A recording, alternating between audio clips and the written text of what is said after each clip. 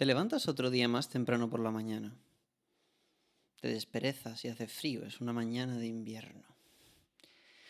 Y entre legaña y legaña, suspiro y suspiro, y momentos de tener la boca seca, te vistes, bajas a la calle y te dispones a ir a tu coche o medio de transporte público para ir a tu trabajo, al que estás obligado a ir de lunes a viernes, todas las semanas de tu vida, durante todos los años de tu vida laboral, bajo la esperanza de algún día tener una pensión. Pensión que, para aquellos que sabemos cómo funciona el sistema, y sabemos que es un sistema de distribución pura que está en bancarrota, no está garantizada. Y te planteas en algún punto, ¿por qué me levanto yo temprano todas las mañanas para ir a trabajar después de todos los años que he estudiado, después del esfuerzo que he hecho por volverme un profesional, por volverme una persona útil, competente, que sirve al sistema o que a lo mejor hace algún tipo de trabajo esencial que otras personas no quieren hacer? Y gasto mi valioso tiempo de mi vida en hacer esto a cambio de un dinero del cual a final de mes el Estado me usurpa cerca de la mitad, sin que yo siquiera lo vea, y me dejan vivir con las migajas en un entorno donde los precios no paran de subir. No solo los alquileres en las grandes ciudades, que están cada vez más gentrificadas, donde cada vez entran más capital extranjero a comprar la vivienda, no solo destruyendo el tejido social de la ciudad, sino destruyendo el mercado de la oferta y la demanda, porque viene capital extranjero con un poder adquisitivo distinto al local y por tanto expulsando a los locales fuera de las ciudades, sino que además, aparte de ser vivienda, que es casi inaccesible para la gente joven, estamos hablando de cosas elementales, de cosas como el coste de la comida, cosas como el coste de tener un vehículo y de transportarse. El coste de vida, la calidad de vida no para de bajar. Sin embargo, tú que estás harto de trabajar, le tienes que dar la mitad de lo que tú ganas a un Estado que no te está garantizando ningún servicio, que no tiene hucha de las pensiones y que en muchos casos parece hasta reírse de ti. Hoy el tema que traigo para Finanzas de Chill es un poco más aterrizado que los últimos 2 capítulos que he hecho, este sería el tercero. Y el tema que quiero hablar es ¿qué pasa con nuestro dinero? ¿Por qué nuestro dinero está roto? Y entender esto es una cosa prácticamente fundamental para tomar conciencia de donde uno existe y del sistema dentro del que uno existe y poder tomar decisiones para mejorar la prosperidad de uno. Esto ya no va de intentar ahorrar para especular, para ganar dinero. Esto va de protegerse uno mismo de un juego al que uno está jugando donde la banca siempre gana. Entonces, empecemos por el principio. ¿Dónde origina este problema? Este es un libro que estoy leyendo. Me está costando leerlo, ¿eh? Es La criatura de Jekyll Island. Son unas 580 páginas. En inglés, por supuesto, no hay versión traducida. Este libro solo lo recomiendo para los muy cafeteros. Definitivamente no es una lectura fácil, pero sí es una lectura fascinante, porque te explica el origen del sistema bancario en Estados Unidos. Esto es, explica la Reserva Federal de los Estados Unidos, que es el banco que emite el dólar en Estados Unidos, dónde origina y toda la historia monetaria precedente y posterior a eso. ¿Y por qué? La criatura de Jekyll Island, ese monstruo, es la Reserva Federal de los Estados Unidos y porque básicamente los bancos centrales y el sistema bancario que tenemos es un sistema que crea incentivos perversos y un tablero de juego injusto para el individuo, el cual esencialmente no entiende el juego, probablemente no sepa de qué va el juego y no sabe cómo protegerse. Y es todo aquello que Bitcoin ha jurado destruir. Bien, la situación es la siguiente. Tenemos unos gobiernos que se supone que están ahí para ayudarnos y en muchos escenarios donde nos hemos visto en crisis medioambientales o desastres, hemos visto que son menos competentes de lo que nos cabría esperar. pero que aún así se supone que son aparatos estatales grandes que están ahí para mantener lo que llamamos el estado del bienestar, mantener que la gente pues viva y tenga una buena calidad de vida. Y por eso pagamos impuestos, ¿no? Toda la gente que es pro Estado te dirá que eso es necesario para que el Estado pueda mantener las carreteras y pueda mantener los hospitales y la policía y todo eso. Y eso es cierto, hay una serie de servicios que son necesarios para crear un estado de bienestar y un estado de derecho, fundamentalmente estado de derecho más que estado de bienestar, donde se garantice la propiedad privada, donde se garantice la ejecución de una serie de leyes justas e iguales para todos. Es decir, yo no soy antiestado, es lo primero que intento decir. Lo que intento decir es que el Estado, aun siendo necesario, tiene un tamaño y tiene una justificación. Creo que todas las políticas liberales libertarias de Javier Milei en Argentina, a pesar de la poca cobertura mediática que están recibiendo en España, están poniendo de manifiesto que el sistema liberal libertario es el mejor sistema, es el sistema superior a todos los sistemas económicos que están funcionando simultáneamente en el mundo. No solo actualmente, sino desde los orígenes del dinero y de los posibles sistemas. ¿En qué se basa el sistema liberal libertario? Si miramos las políticas de Milei, están estos vídeos que se han hecho icónicos de él, ¿no? Cogiendo los ministerios de una pantalla, ¿no? Donde están representados y tirando de ellos diciendo Ministerio de, no sé, Ministerio de Educación, afuera, Ministerio de la Mujer y Cultura, afuera, Ministerio del Medio Ambiente, afuera. Y haciendo esta especie de teatro, ¿no? Tan teatral como es él, con la motosierra y con todas estas cosas, haciendo un teatro donde al final lo que está ejemplificando y donde lo que está mostrando es el problema que hay con el Estado. El Estado tiene múltiples monopolios y esos múltiples monopolios en las manos equivocadas pueden ocasionar problemas sistémicos en el tejido de la sociedad. Vamos a hablar de eso y vamos a intentar entender concretamente de qué estoy hablando. El problema del Estado es que el Estado se financia a base de impuestos. Los impuestos, en principio, son necesarios para el mantenimiento de infraestructura que va al servicio de todos, pero que ninguno de nosotros individualmente podríamos encargarnos de ella. Ninguno de nosotros podríamos mantener las carreteras alrededor de nuestra ciudad, ni ninguno de nosotros podríamos, a nivel individual, proteger la seguridad o la propiedad privada, ¿no? Que si yo tengo una vivienda, que no llegue otro con un garrote, me dé en la cabeza y me la quite. Necesitamos un Estado que dé una serie de servicios y una serie de funciones, ¿no? El mantenimiento pues, de las calles, los servicios de basura.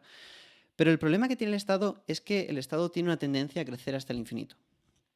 Y explico por qué. El motivo por el que el Estado tiende a crecer hasta el infinito es porque, a pesar de que todos creemos que el Estado se financia con impuestos, la realidad es que todos los estados, que son las democracias modernas, y cuando digo todos son todos, digo los Estados Unidos, digo Canadá, digo Australia, digo todos los gobiernos europeos, digo todo el mundo, todos estos estados se financian a través de un banco central. Y todos estos estados se financian a través de deuda. Nuestros gobiernos son gobiernos que viven en un déficit permanente. Es decir, nuestros gobiernos no ingresan con nuestros impuestos suficiente dinero como para mantener el tamaño del aparato estatal. Y por supuesto los estados tienden a expandirse hasta el infinito, porque no hay nadie en el gobierno que tenga una función, cumpla su función y cuando la termina diga liquidad mi ministerio, echad a toda la gente que ha trabajado para mí, esto ya está resuelto. Al contrario, los incentivos siempre son a buscar problemas cada vez más grandes, no resolverlos, sino volverlos aún más graves esos problemas para pedir más financiación, para volver los problemas más graves y así crecer el aparato estatal. Creo que esto es ya saber común en España, que al final en la administración pública hay tanto gente que son útiles, competentes y hacen un gran trabajo y una gran labor al servicio público de todos los ciudadanos como yo, o como nosotros, pero al mismo tiempo sabemos que hay gente que está cumpliendo una función prácticamente nula, gente que no va a trabajar, gente que trabaja desde casa, gente que no tiene las cualificaciones para cumplir con su puesto, gente que está colocada a dedo y gente que al final está haciendo lo que vulgarmente se describe como mamando de la teta del Estado.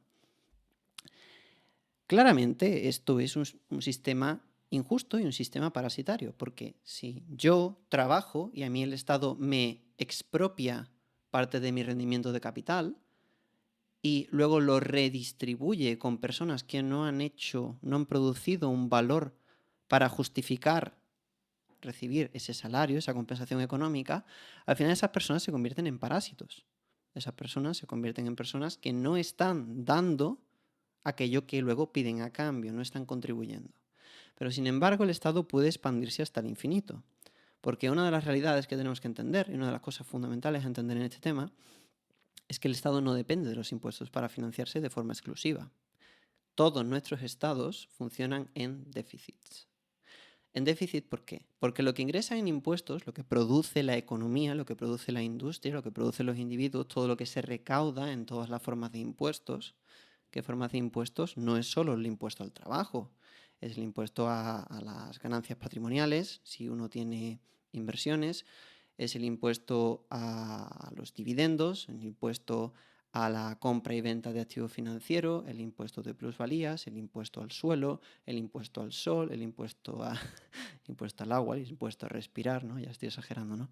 Pero si tú vas a tu estanco de confianza y te compras un paquete de chicles, estás pagando impuestos comprando esos chicles. Esos chicles tienen impuestos. Si tú vas a hacer tu compra, esos productos que compras, cada uno de ellos tiene impuestos. El Estado saca tajada de todo. Y aún así, todo lo que recauda no es suficiente para financiar los enormes agujeros de gasto público. No solo estamos hablando de corrupción, no solo estamos hablando de colocar a personas en la administración, no solo estamos hablando de tremendas ineficiencias que podrían evitarse. Si el Estado fuese una empresa privada, nadie querría tener acciones de esa empresa, porque es la empresa más, ¿cómo decir? Es una empresa en bancarrota, es la empresa menos eficiente del mundo, es una empresa que solo sabe perder dinero. Y por supuesto hay cosas que van a pérdidas. Todos deberíamos obtener un sistema de salud de tal manera que ayudamos a los que tienen menos suerte que nosotros, ¿no? Yo encantado pago para que haya gente que tiene menos suerte que yo, que reciban un servicio y que puedan ser atendidos y que puedan mantener su calidad de vida. Eso lo entiendo. Pero otras cosas no las entiendo tanto.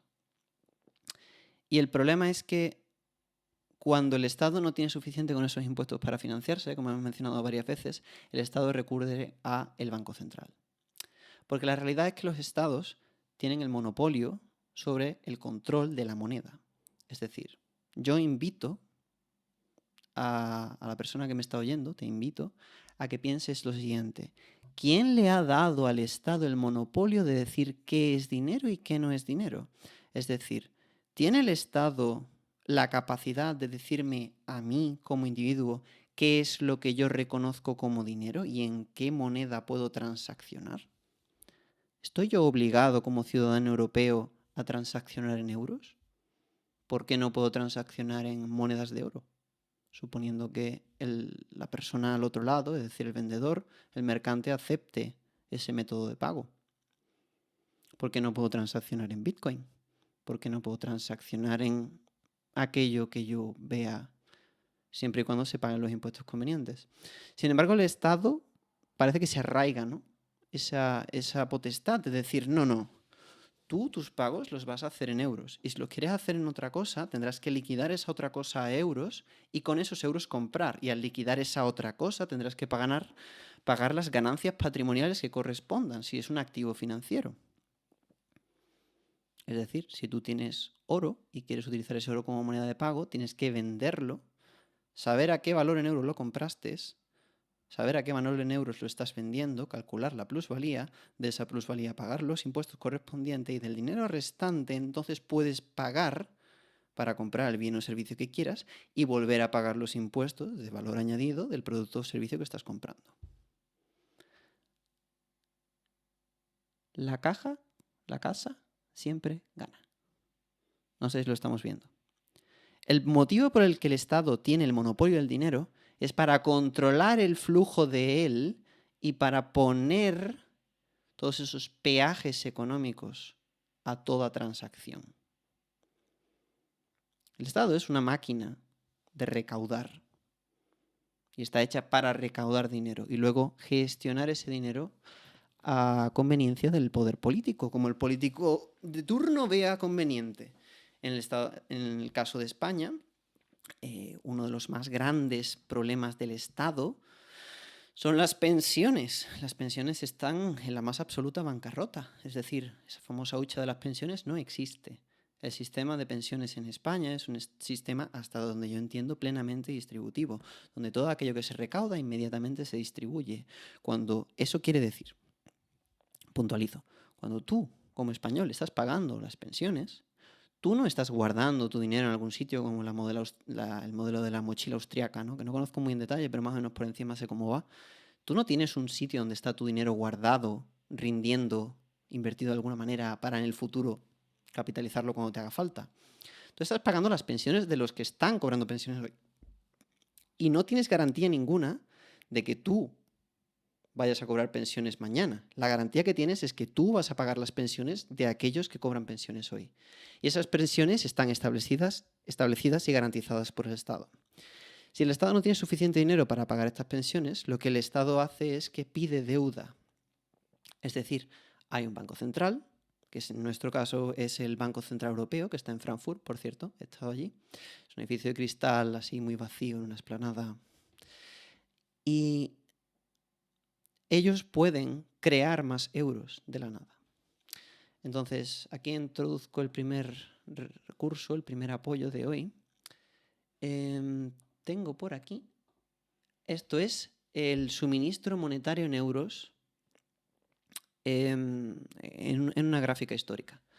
Aquí podemos ver que, bueno, esto tendría sentido verlo desde el año 2000, aunque se puede trazar hacia más atrás.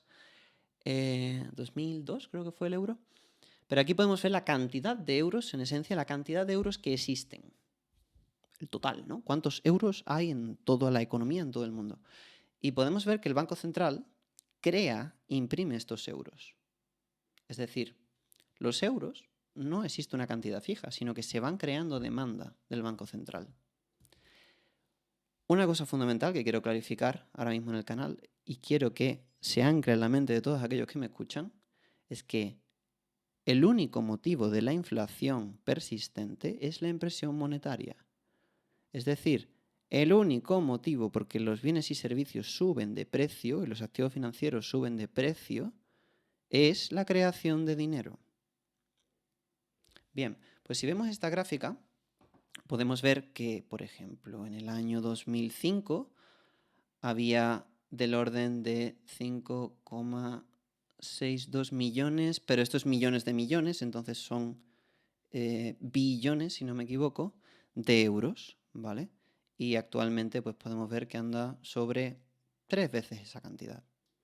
Es decir, como podemos ver, desde 2005 hasta 2024, en orden de unos 20 años más o menos, se ha triplicado la cantidad de euros que existen. Esto tiene una consecuencia muy importante, que es que el valor del dinero es menor. Es decir, si tú sostienes euros, esos euros que tienes no mantienen el poder adquisitivo y la gente se está dando cuenta de esto, ¿no?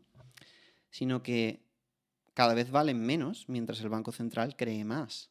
Porque tú tienes, al final volvemos a la analogía de la tarta es todos los euros que existen y tú tienes una cantidad fija. Quizás se entienda mejor con una división, ¿no? Tú tienes un numerador y un denominador.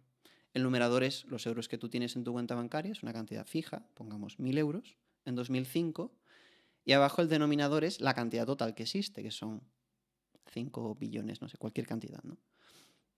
Si esa cantidad que está en el divisor incrementa, el valor de la fracción disminuye. Entonces, a pesar de que tú tengas una cantidad fija de euros en el banco, 1.000 euros en 2005 no son 1.000 euros en 2024. ¿Por qué? Pues porque al final el denominador ha crecido, por tanto el valor de esa fracción es menor. Tú tienes una parte de una tarta, pero esa parte cada vez es más pequeña porque lo que no hacen es más que añadir unidades monetarias a esa tarta. La analogía de la tarta no funciona tan bien como la de la división, pero en definitiva nos imaginamos, ¿no?, que nosotros tenemos una cantidad de dinero del total de dinero. Yo tengo 20 euros de X cantidad que existe, X billones, ¿no? Pues si incrementan esa cantidad de dinero, yo pierdo poder adquisitivo. Y así es como los estados se financian. Cuando los estados tienen gastos que no pueden pagar, cuando los estados no recaudan suficiente a través de sus impuestos, cuando los estados quieren mantener sistemas sociales de ayudas y estados de derecho que garantizan quizás más cosas de las que deberían, lo que acaba sucediendo es que no pueden con lo que recaudan y por tanto piden prestado a un banco central. Ellos piden prestado por un interés, a cambio de un interés, y eso es el famoso tipo, es el tipo de interés del Banco Central, el Euribor concretamente en Europa. Y eso es el valor del dinero y mide cuánto cuesta a los gobiernos pedir prestado. ¿Qué es lo que pasa? Cuando los gobiernos piden prestado, que suele ser al principio de una legislatura, cuando se aprueban los presupuestos generales del Estado, lo que sucede es que también suele ser el cumplimiento de la legislatura anterior. Entonces, yo no tengo... imaginemos este ejemplo, ¿no? Yo tengo que pagar mis facturas de mi casa. Tengo que pagar una factura de luz, internet, agua, tal. Bien. La analogía es que yo soy el Estado, ¿no? Y yo, como no puedo pagarlas, lo que hago es que me voy a un banco y pido un préstamo. El banco me da un préstamo de 1.000 euros. Entonces yo cojo esos 1.000 euros a un 5%, pongamos, ¿no? Yo al banco le digo, dame 1.000 euros hoy, dentro de un año te daré 1.050. Pago mi factura, tal.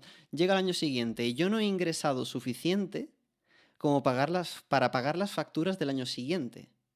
Pero es que no solo debo las facturas del año siguiente, es que debo los 1.050. Entonces, ¿qué es lo que hago? Voy a otro banco y vuelvo a pedir otro préstamo de 1.000 y pico euros.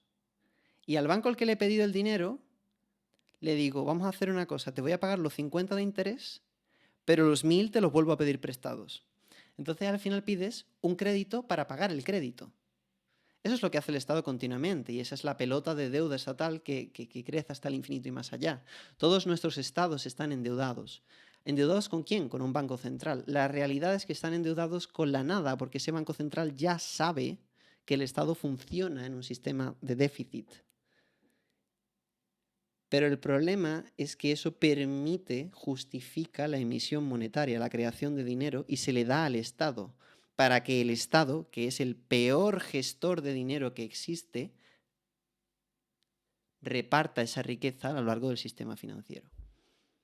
Eso es un problemón, porque quien tiene el monopolio del dinero, no solo de las transacciones, sino de poner peajes de los impuestos y de obligar a la gente a que utilice esa moneda y no otra, es el Estado. Y el Estado es el peor gestor de recursos y además una cosa que tiende a crecer hasta el infinito y más allá. Contra esto van las políticas de Milei, por eso Argentina ahora ya no funciona en un déficit, sino que funciona en un superávit.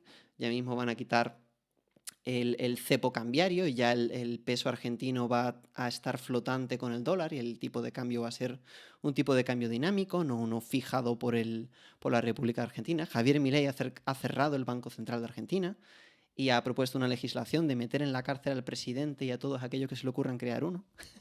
Él inclusive, porque él lo detesta y era uno de los puntos de su campaña. Y en definitiva esto es lo que está pasando en todo el mundo. Es decir, los estados y los bancos centrales tienen un conglomerado y eso es de lo que habla este libro, del origen de eso, y ahí ya podemos entrar en muchas más teorías, ¿no? Pero esto, insisto, para los muy cafeteros, yo aquí vengo a explicar lo básico. El tema está en que esos bancos centrales y esos gobiernos el poder político y el poder económico se reúne ahí y al final lo que crean es un sistema de control donde ellos son los que tienen el dinero, ellos son los que pueden crear el dinero, ellos son los que determinan cómo se reparte a lo largo del sistema.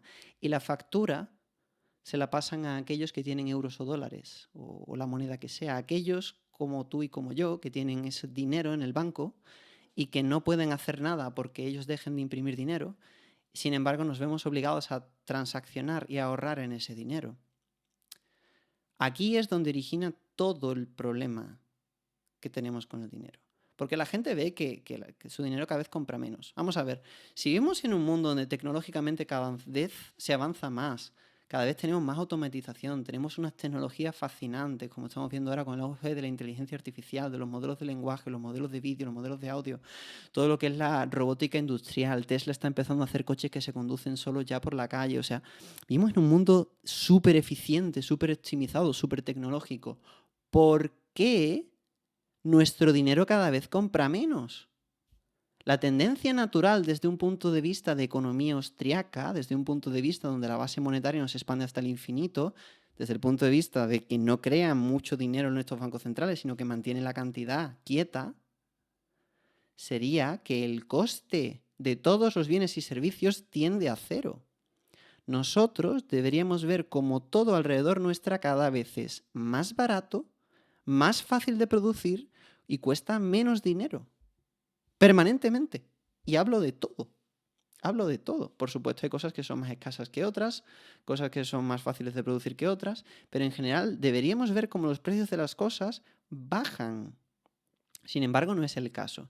Y todo esto se excusa dentro de una serie de teorías, ¿no? De la teoría monetaria keynesiana, de la teoría monetaria moderna de Keynes y de todo lo que estos políticos, al final, todas estas ramas de la economía keynesiana, que es un poco la economía de mentira, en la que vimos, toda esta gente han creado una escuela académica que intenta justificar una realidad impepinable, que es que están extrayendo el poder adquisitivo y la capacidad de compra del bolsillo de todos aquellos a los que están obligando de forma captiva a transaccionar con su dinero.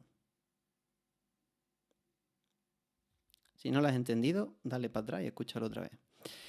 Entonces, ese es el origen del por qué nuestro dinero está roto, es el origen del por qué vemos todos estos ciclos económicos con crisis y tal. Al final todo es manipulación monetaria. Porque también lo que creas al final es un sistema de incentivos corrupto, donde la gente no va a querer tener dinero durante mucho tiempo porque sabe que se pudre. Entonces, al final, ¿qué hace la gente con el dinero?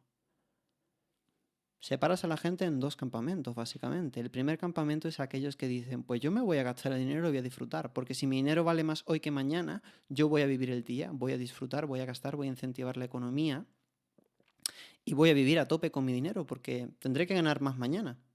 Con eso consigues dos efectos. El primero es que haces que esa persona sea dependiente del sistema. Esa persona no puede dejar de trabajar. Esa persona no puede hacer nada que tú no apruebes que él haga porque tienes un control absoluto de esa persona. Esa persona queda indefensa dentro de un sistema monetario, queda captiva. Lo segundo es que incentivas la economía, incentivas el gasto y que esa persona le dé ese dinero a gente de la segunda categoría. He dicho que hay dos. El primero es el que se gasta el dinero y el segundo es el que hace otra cosa con ese dinero, que suelen ser las empresas y los individuos como yo, que son conscientes de la realidad en la que operamos, que es la gente a la que utiliza ese dinero para comprar activos financieros. Es decir, nosotros somos conscientes de que el dinero cada vez vale menos y al final decimos, bueno, pues de alguna forma yo quiero que ese dinero mantenga su poder adquisitivo en el tiempo. Ni siquiera quiero especular, ni hacerme rico, ni ganar grandes cantidades de dinero. Pero lo que me gustaría es que el poder adquisitivo que tengo se mantenga en el tiempo. Y si la tecnología hace todo más barato y eficiente, quiero beneficiarme de eso. Entonces al final buscas un instrumento de inversión. El instrumento de inversión de los boomers, ¿cuál ha sido? La vivienda. Por eso hemos tenido esa burbuja en la vivienda. Porque al final todo el mundo estaba depositando su capital en la vivienda. Tú tienes necesidad de tener 3 viviendas, 2 de las cuales en alquiler, y estar preocupándote de los inquilinos, que si te pagan, que si no te pagan, de los ocupas, de las reparaciones, de los mantenimientos. ¿Tú por qué haces ese trabajo? Tú eso lo haces solo porque sabes que está mejor el dinero en una casa que en el banco. Y eso es sabiduría popular. Los boomers han elegido la vivienda como activo para mantener su riqueza. Pero el problema que tiene es que lo primero es que es muy ineficiente porque es muy costoso mantener una vivienda y además tiene una serie de preocupaciones, una gestión muy activa. Lo segundo es que tienes impuestos que tienes que pagar. Al final, entonces el dinero, pues poco a poco esos impuestos se van quedando parte de esa apreciación, ¿no? Tu vivienda va apreciándose, pero al mismo tiempo tienes que ir pagando impuestos por ella. No puedes no pagarlos. Entonces tienes ahí un peaje fijo. Y lo tercero, y el problema que a mí me incumbe más, es que a la gente joven nos dificulta el acceso a la vivienda. Nosotros tenemos que acceder a viviendas más caras, con salarios que no han crecido tanto como los salarios de la fecha en la que se compraron estas viviendas. Es decir, la vivienda sube X y los salarios suben la mitad de X. Entonces al final lo tenemos cada vez más difícil para acceder. Y tenemos que comprar viviendas a precios muy altos y bueno, pues nos vemos en esta situación de precariedad, ¿no? Donde la gente joven en este país pues cada vez se independiza más tarde, cada vez tiene hijos más tarde, cada vez tiene más dificultades para salir adelante, cada vez tiene más dificultades para encontrar un trabajo, incluso creas pobreza, creas miseria. Entonces, al final, los boomers no quieren tener 300 millones de viviendas alquiladas y cobrar los réditos económicos y gestionar todo ese imperio. Lo que ellos quieren es no perder poder adquisitivo. Entonces, ¿qué alternativas te quedan? Pues a gente más de mi palo, que somos gente más que queremos cambiar de país, que queremos digamos, permanecer más flexibles, nosotros mantenemos nuestro patrimonio en activos financieros de otro tipo, generalmente en productos tipo ETFs, ¿no? ¿Quién no tiene un ETF? ¿Quién no ha comprado un MSCI World, un Nasdaq 100, un S&P 500? ¿Quién no ha comprado nunca un fondo diversificado? ¿O quién no tiene acciones de ninguna empresa? De la gente joven yo conozco mucha gente que de alguna manera, por A o por B, a través de todas estas apps, tipo Robinhood o estas apps que se descargan en el teléfono, Trade Republic, no sé, no estoy afiliado con ninguna, me da igual, al final acaban invirtiendo y acaban dándose cuenta de que pueden conseguir un rendimiento de su dinero con relativamente poca volatilidad, relativamente poco riesgo. Y ese es el instrumento financiero más de mi generación que la de nuestros padres, porque nuestros padres quieren algo más tangible y luego son más aversos al riesgo y al final acaban comprando deuda estatal, bonos del Estado y tal, que al final... Pero la realidad es que esto es lo que crea el problema económico. Porque si tú no paras de imprimir dinero, el dinero no mantiene su valor. Entonces la gente que es más o menos avispada, la gente que lo gasta al final cada vez será más pobre y más dependiente del sistema. Pero la gente avispada que intenta invertir al final se encuentra también un montón de peajes. Se encuentra un montón de impuestos. Y se encuentra y no sabe dónde meterlo, donde no esté arriesgado. O sea, el problema es que la gente no tiene un sitio donde poner su dinero y saber que el poder adquisitivo de eso se va a mantener. No tienen un sitio donde no haya coste de tener ese capital. Y el Estado se arraiga al monopolio de ese dinero, se arraiga al monopolio de poder decirte a ti que tienes que gastar en ese dinero, que no puedes tener otra cosa, etcétera, etcétera. Así es como está montado el sistema. Y al final, cuando tú analizas este sistema, este es el sistema de la teoría monetaria moderna, de la economía keynesiana, esto es un sistema bancario fiduciario, o fiat, que significa que el dinero está creado fiat por decreto, es decir, por decreto estatal, pues porque yo lo mando, porque el Estado dice, porque yo lo quiero, esto vale, esto es lo que vas a transaccionar porque yo lo digo. Pero no hay nada que lo respalde. Tiene esta serie de problemas y ocasiona esta serie de problemas en el tejido social, problemas en la fábrica económica digamos, de la producción de valor, cambia el sistema de incentivo de las empresas, cambia el sistema de incentivo de los estados y ocasiona todas esas tensiones y todas esas dificultades que estamos viendo. La solución a esto es lo que ha hecho Javier Milei, es decir, elimina el Banco Central y mantén la cantidad de dinero fija. De esa manera, si tú no estás creando dinero, la gente puede ahorrar. La gente va a dejar de buscar tantos instrumentos de inversión y tanta especulación. La gente va a poder mantener su poder adquisitivo. Entonces, al final, frenas ese sistema extractivo que al final lo que hace es quitarle dinero a la gente que lo gasta y dárselo a aquellos que saben colocar ese capital de mejor manera en una serie de activos. Activos que en muchos casos al final ganan poco y de lo poco que ganan luego el Estado se lleva un peaje también. Por tanto, como he dicho al principio, la casa siempre gana. La solución es un sistema monetario fijo. Y esta es la tesis de Bitcoin. Bitcoin al final es un sistema monetario donde solo hay 21 millones de Bitcoin. Cada Bitcoin es divisible en 100.000 satoshis y que permite a gente de todo el mundo ahorrar. Porque al final, para tener Bitcoin solo tienes que tener acceso a Internet. Si tienes acceso a Internet, puedes tener una cartera con Bitcoin. Y tú puedes comprar y puedes transaccionar. Nadie te lo puede censurar, no te pueden obligar a venderlo, no te lo pueden confiscar. Es global e internacional, es decir, es reconocido en todo el mundo. Si tú viajas, viaja contigo en tu cabeza. Y además es un sistema monetario completamente inelástico, es decir, no hay forma de incrementar la cantidad de Bitcoin que hay dentro de ese sistema. Entonces al final estás creando un dinero perfecto, porque estás creando un dinero que todo el mundo reconoce, que mientras la cantidad de euros que existe se expande hasta el infinito, la cantidad de Bitcoin se mantiene fija, de hecho se va reduciendo según la gente va perdiendo sus claves. Entonces al final, si tú comparas la cantidad de Bitcoin con la cantidad de euros y estableces una relación 1 a 1, mientras más euros haya, más vale el Bitcoin en euros, porque está quieto y es una cantidad fija. Si no lo has entendido, rebobina.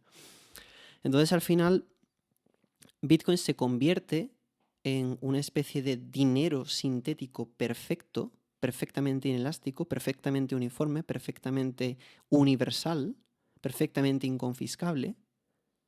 Se convierte en la forma de dinero superior, es algo parecido a lo que el oro era en su día, pero es programable y está hecho de tal manera que tenga esas propiedades ideales del dinero.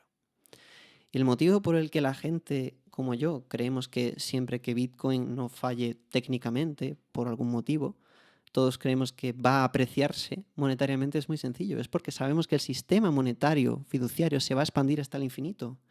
Según los gobiernos se endeudan y tienen que pagar esa deuda con más deuda, y esa deuda hace interés compuesto, al mismo tiempo el suministro monetario va a crecer porque los bancos centrales van a suministrar dinero para pagar esa deuda, de forma que los estados no entren en un default. Y mientras eso sea el caso, el suministro monetario convencional va a expandirse hasta el infinito, mientras que el suministro monetario en Bitcoin está fijo. Por lo tanto, mientras tenemos una parte fija de ese sistema monetario, nos estamos protegiendo frente a la inflación en el otro. La tesis de Bitcoin no es más complicada que eso. Luego podemos entrar a entenderlo desde muchos puntos de vista. Lo puedes explicar desde un punto de vista psicológico, de teoría de juegos, de estados, de empresas, de individuos, de adopción, de principios éticos, libertarios. Lo puedes explicar de mil maneras. Pero al final, lo fundamental, el principio esencial es ese. Bitcoin es dinero perfecto, es dinero que está diseñado ingenierilmente para tener todas las propiedades de la moneda perfecta. Así que nada, hasta aquí el capítulo 3 de Finanzas de Chill. Espero que este capítulo esté un poquito más aterrizado, espero que se haya entendido. Y nada, los siguientes capítulos tengo pensado explicar también, hablar un poco más de qué tamaño podría tener Bitcoin y qué podría suceder en un mundo hiperbitcoinizado, donde al final Bitcoin consiga capturar un porcentaje importante del total monetario que existe en los distintos países. Hasta luego.